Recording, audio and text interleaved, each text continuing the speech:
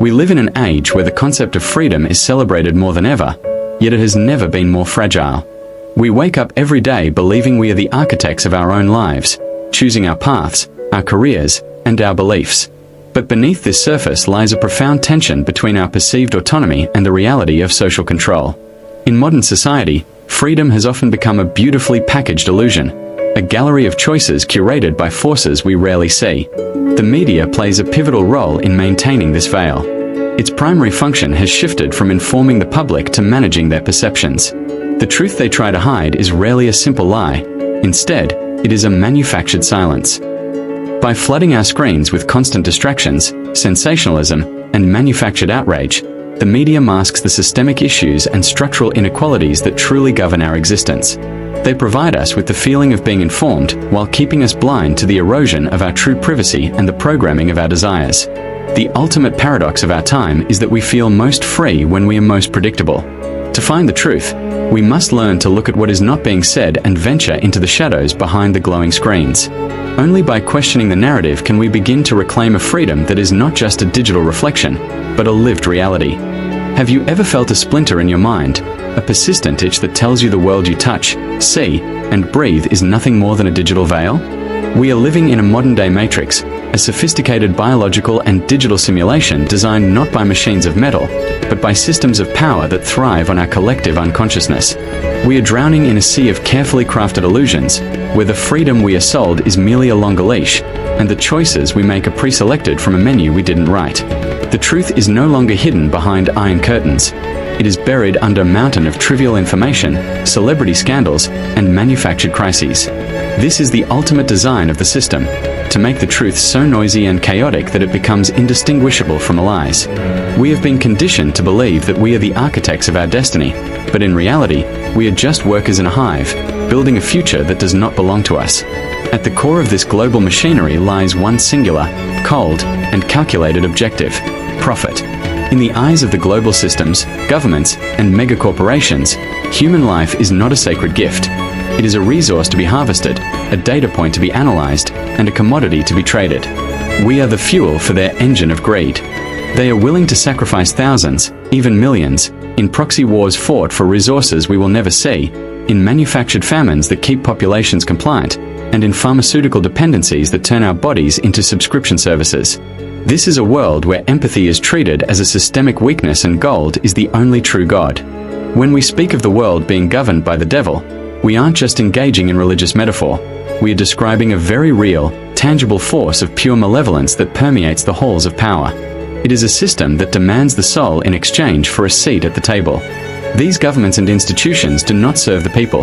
They take their orders from a dark, unseen hierarchy that views humanity as nothing more than livestock, masses to be managed, sheared, and eventually led to the slaughter when they are no longer profitable. The media acts as the high priest of this dark religion.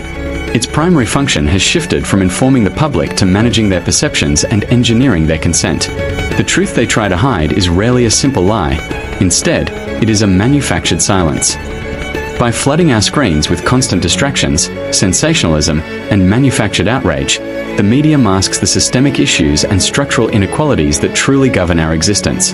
They decide what you see, what you fear, and what you love.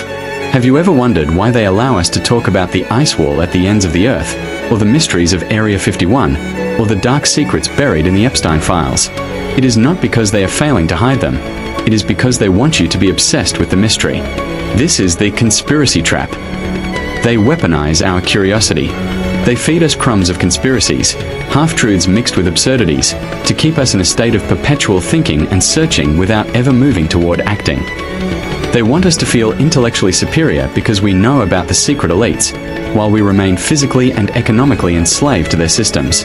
They occupy our minds with the desire for forbidden knowledge so that we forget to examine the chains on our own wrists. Every documentary, every leaked file, every viral theory is often just another layer of the simulation designed to keep your mind occupied while they consolidate the real power. This is the devil's masterstroke, to convince the slaves that they are the masters of their own thoughts. They give us just enough information to make us feel like we are awake, while we are actually in a deeper state of REM sleep. The propaganda isn't there to make you believe a lie. It's there to make sure you no longer believe in anything at all. When truth becomes subjective, resistance becomes impossible. While we debate the contents of classified files, they are digitizing our identities, social crediting our behaviors, and preparing the next stage of human cattle management. Look at the world around you. We are being steered into a digital cage where our every move is tracked, our every thought is predicted by algorithms, and our every dissent is silenced before it can even form. Those who dare to speak the unfiltered truth, the real whistleblowers who threaten the profit margins of the elite, are not just silenced, they are erased. They are isolated from society, labeled as domestic threats, or disappeared into the void of legal warfare.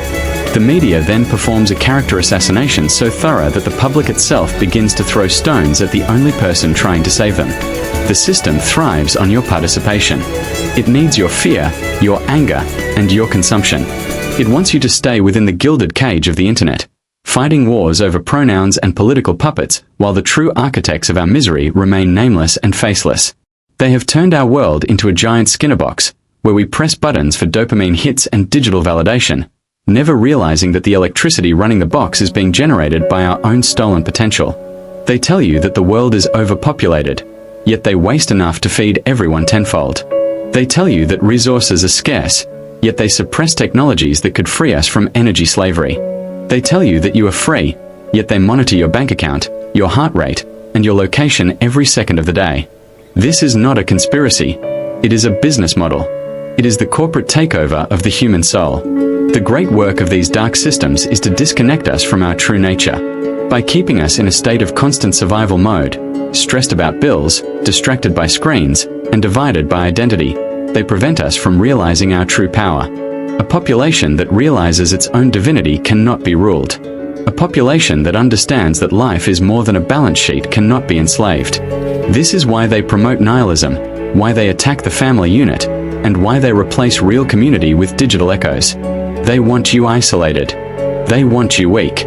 They want you to believe that you are a cosmic accident in a cold universe, rather than a conscious spark in a grand design. To break the matrix, we must first stop feeding it.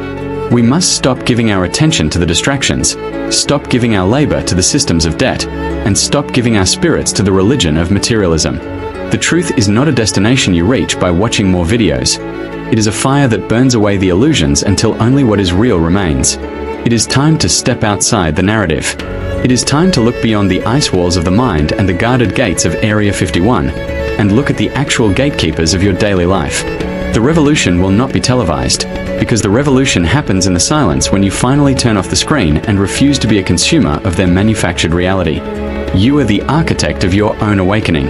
The walls of the cage are only as strong as your belief in them. Wake up, not to a new set of theories, but to the reality of your own stolen sovereignty. The system is failing, not because of an outside force, but because the human spirit is finally beginning to remember what it means to be truly free. It is time to reclaim the world from the shadows and walk into the light of the uncompromising truth. But to truly understand the scale of our imprisonment, we must look at the specific mechanisms of our domestication, the dangerous truths that the media doesn't just ignore, but actively buries under layers of ridicule. Consider the concept of the controlled crisis. History is littered with events that were either allowed to happen or actively engineered to justify a predetermined solution. The media calls it national security, but the reality is the Hegelian dialectic: create the problem, wait for the public's terrified reaction, and then offer the solution you wanted to implement from the beginning. This is how we lost our privacy after global tragedies. This is how we surrendered our bodily autonomy in the face of manufactured fear.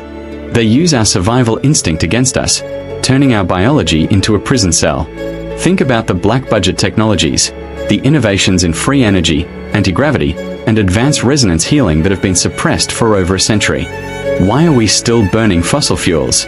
Why is the world still dependent on a central power grid that can be switched off at a whim? It is because true energy independence would lead to true political independence. If you can power your home for free, they lose their leverage over you. The media mocks anyone who speaks of Nikola Tesla's lost visions or the patents seized by national security agencies, labeling them pseudoscience, while the elite use these very technologies in clandestine operations far beyond the reach of public oversight. They want us fighting over solar panels and carbon taxes, while they possess the keys to a post-scarcity civilization that they refuse to share. And then, there is the most sinister layer, the chemical and frequency-based subjection of the human population.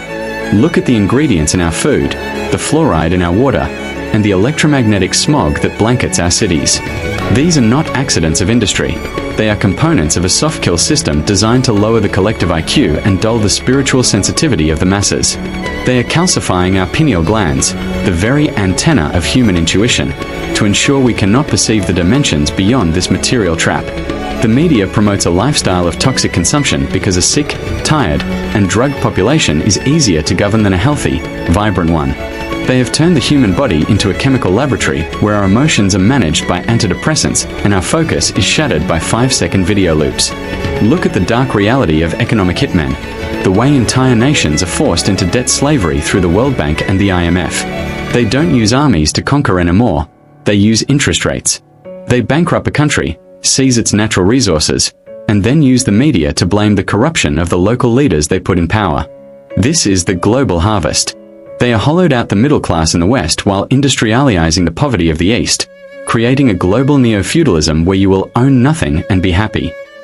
The media presents this as the Great Reset or sustainability, but it is actually the final consolidation of the planet's assets into the hands of a few thousand individuals who believe they are gods. Let us speak of the silent weapons for quiet wars. They have mapped the human genome not to cure us, but to find the genetic kill switches. They are experimenting with nanotechnology and brain-computer interfaces, promising us transhumanist immortality, while actually planning the total digitization of the human soul. They want to upload your consciousness to a cloud they control, where even your afterlife is a subscription service.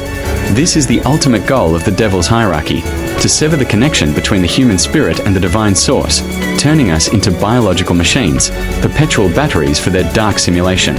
The Epstein files were just the tip of a much darker iceberg. The reason the names remain redacted, the reason the cameras malfunctioned, is because the rot goes all the way to the top. This isn't just about the crimes of one man.